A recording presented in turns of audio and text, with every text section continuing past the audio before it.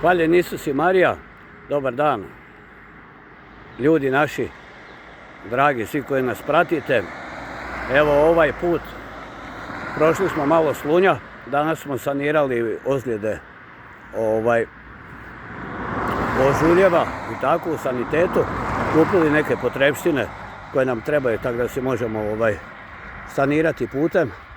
To je sad dobro, jel?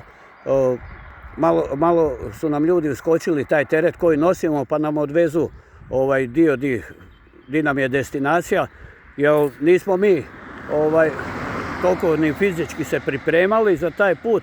Nosimo svaki po 25 kila otprilike, jel?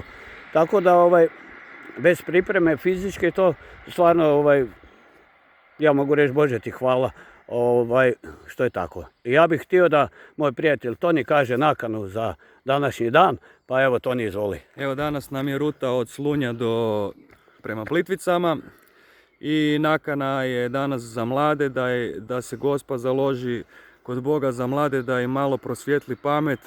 Jesu jaki, spremni su, trenirani, ali fali malo poštovanja prema starijima i eto, tako da budemo svi bolji zajedno u Duhu Svetom. Malo da poradimo svi na sebi.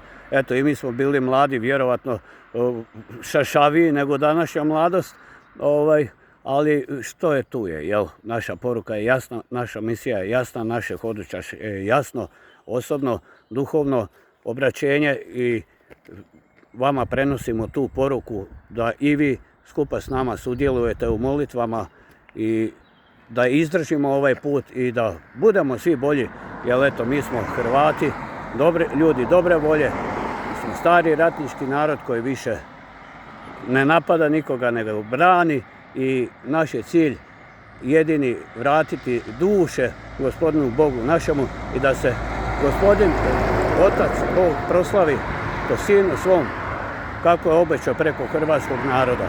To je naša vjera i mi zato hodamo za vas i za nas. Budite blagoslovljeni i lijep pozdrav.